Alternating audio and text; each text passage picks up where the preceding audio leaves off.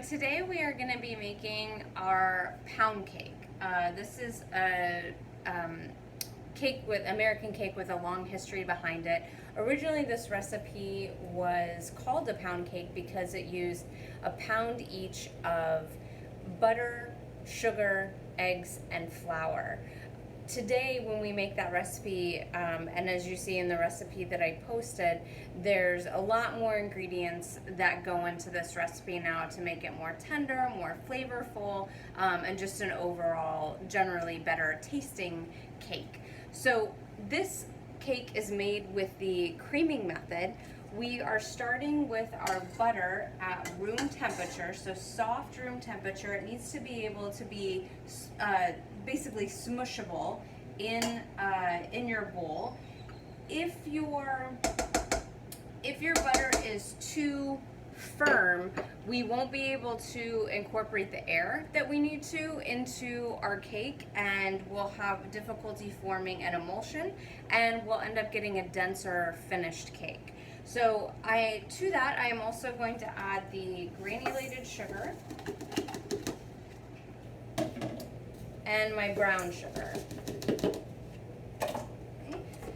This I'm going to mix on medium speed until I see it lighten in color and increase in volume. So the consistency that we're looking for is light and fluffy. This is very similar to the mixing methods that we have done when we made muffins and cookies by this method up to this stage.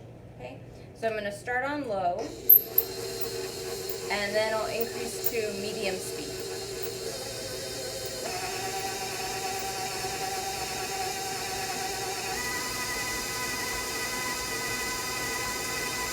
If I can get closer.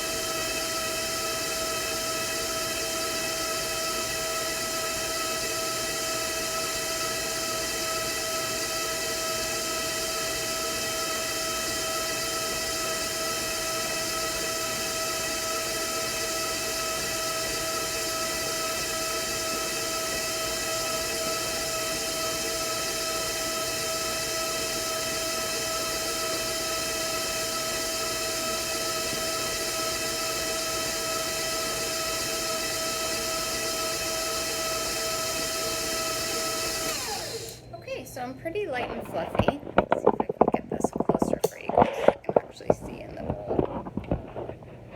Not really. Sorry about that. It's a learning process. So I'm going to give this a quick scrape down, making sure I have all the butter off of the paddle and that I also don't have any butter or sugar hanging around down the bottom of the bowl either.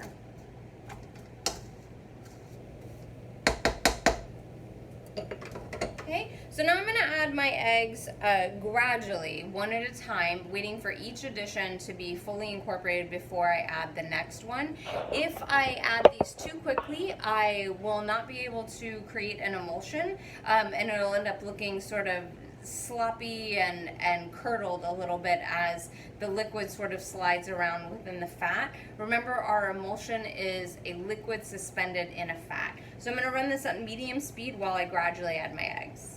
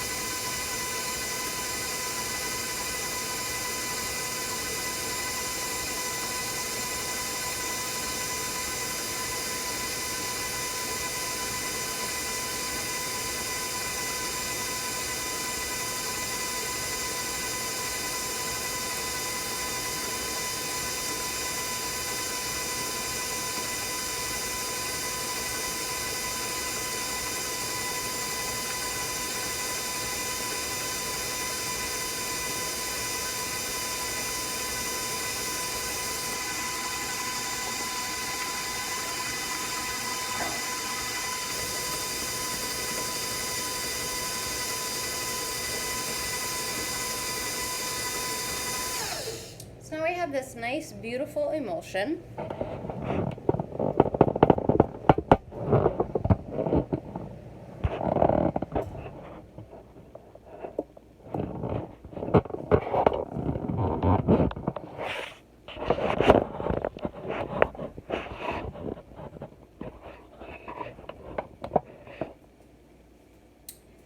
Our emulsion is fully formed now. I'm going to add my vanilla and my salt. And I'm just going to mix these on low to combine.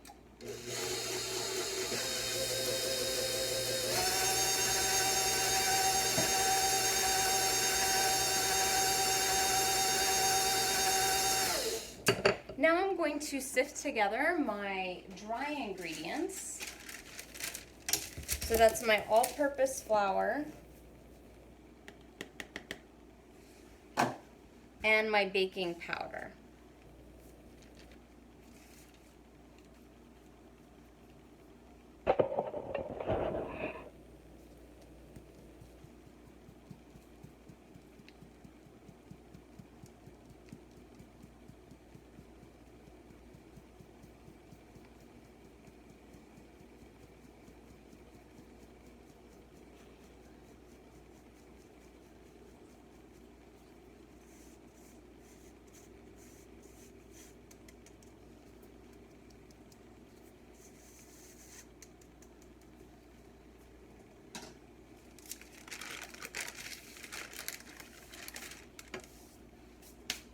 Okay, so now I have my wet and dry ingredients that I need to incorporate. This is where things differ from the creaming methods that we've done in the past.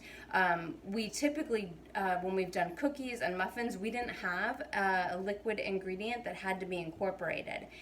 If I add my buttermilk all at once to this emulsion that I have created, I'm going to break the emulsion, I'm going to oversaturate it with liquids, and then I will end up having to overmix just to be able to get the flour in. So the way that I'm going to mix this in is in thirds. So my flour is just going to be visually divided into 3 portions, and my liquid ingredient, which in this case is buttermilk, is going to be divided into 2 portions. Just one little side note, with our interesting times that we're having in grocery shopping, I couldn't get buttermilk. So the substitution for that, we need to make sure that we are having an acidic dairy. That's going to give us a nice tang, and it's also going to help tenderize our product. So I wouldn't want to just substitute milk or cream. So what you can do in the place of buttermilk is you can use whole milk and vinegar. So the ratio for that is going to be 1 tablespoon of vinegar, and then you add buttermilk to bring it up to 1 cup. So that would be substituting volume for volume with your buttermilk. So 1 tablespoon of vinegar plus enough milk to bring that volume up to 1 cup. Then you just let it sit for 5 minutes, and you'll see it sort of starts to get a slightly curdled appearance, but that's exactly what we want. So now I'm going to only be mixing on low speed because once I add my flour, I don't want to overmix and overdevelop my gluten, which would give us a tough texture and tunneling. I want to keep this nice and tender. So I'm only going to be mixing on low speed, and I'm going to be adding my first third of this in, mixing on low, and then I'm going to be scraping as I alternate in between my wet and my dry ingredients.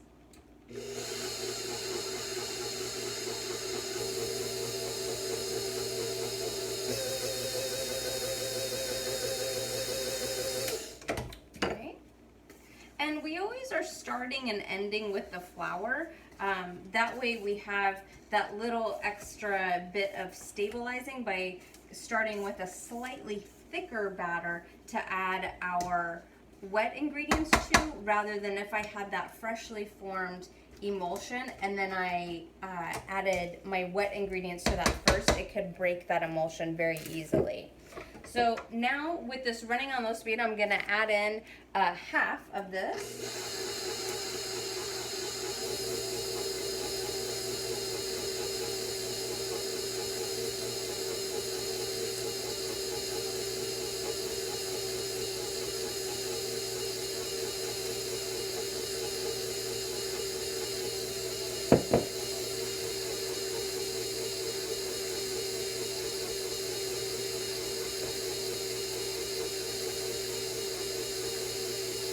All right, now I'll add my second addition of flour. Mixing on low.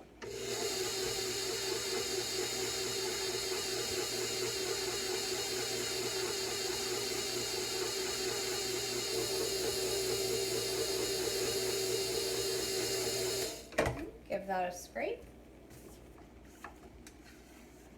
All the way down to the bottom.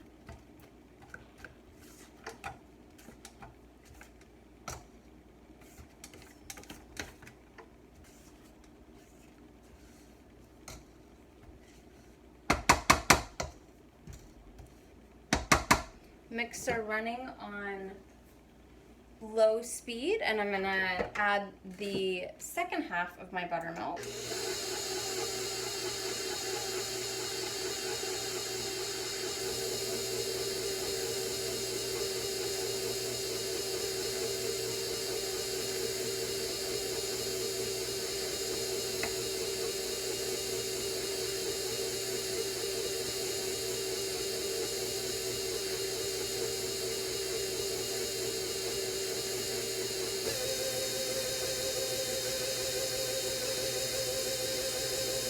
And you can actually see in this cup where the buttermilk, or my milk, started to curdle a little bit from that vinegar, so that's exactly what you want to see.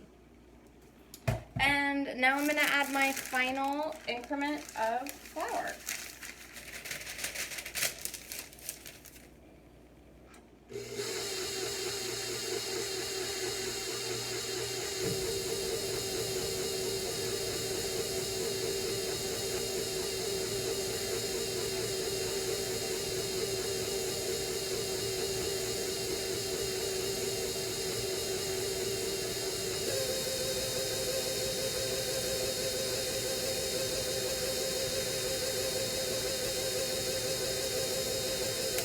Okay, and I've mixed that until it's just combined and everything is smooth.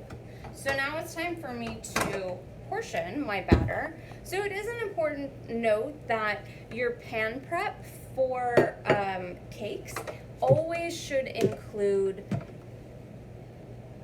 I'm sorry, let me say that again. Your pan prep for your cakes is part of your scaling. So you always want to have that done before you start mixing. We want to make sure that we are getting our maximum volume from our cake batter when we bake. And if we let this batter sit while we're still prepping the pans, we can start to lose volume, not only from the natural leavening that we've incorporated in the air cells during the mixing process, but the chemical leaveners that we're using. Remember, even baking powder, as soon as it hits liquid, it starts releasing carbon dioxide. We do get the second release in the oven when we have the heat, but if we let this sit, we would lose volume. So I want to make sure and get this in my pans as quickly as possible. So my pans for this that I'm using, these are 9 pans. They're super easy to get. They're always around the kitchen. So I like to use these in place of buying mini loaf pans. These have a lot more uses in the kitchen than a small loaf pan that is just for that one purpose. So these are really handy, and they're really cheap as well. And you can get them at Restaurant Supply. So the way that I've prepped the pan is I have sprayed lightly with pan spray. Alternately, you can just rub this with unsalted butter, just a thin coat. You want to make sure you get all down in the corners. And then I've used parchment sort of to make a parchment sling in there, so I have it going down the sides, at the bottom, and then coming back up again. This is just that little bit of insurance when I am getting my cake out of the oven to make sure that it comes out all the way. The last thing that I want to have is, while I'm trying to release the cake from the pan, that it sticks and it may break off or just start to break apart. So I want to try and prevent that. So for 1/9 pan, we're gonna use 500 grams of batter. And this recipe will exactly make 4 loaves.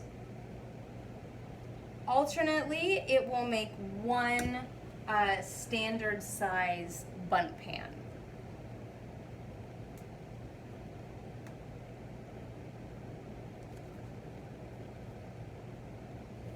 Okay, so that is my filled pan. And I'm gonna finish up the rest of these. I'll get these in the oven. These are gonna bake at 325 for about an hour. I'll check them at about 50 minutes just to see where I'm at. Of course, your oven may vary. And then to check for doneness, I am inserting a toothpick or a paring knife, something like that, into the center. When it comes out clean, that's when I know it's done. After these have cooled in the pan about 10 to 15 minutes, I'm going to run a knife gently around the side just to make sure and release them, and then I'm going to gently take them out of the pan and put them on a cooling rack so they can cool more rapidly and also not get any condensation and sweating on the bottom of the cake, which could end up making it soggy. All right.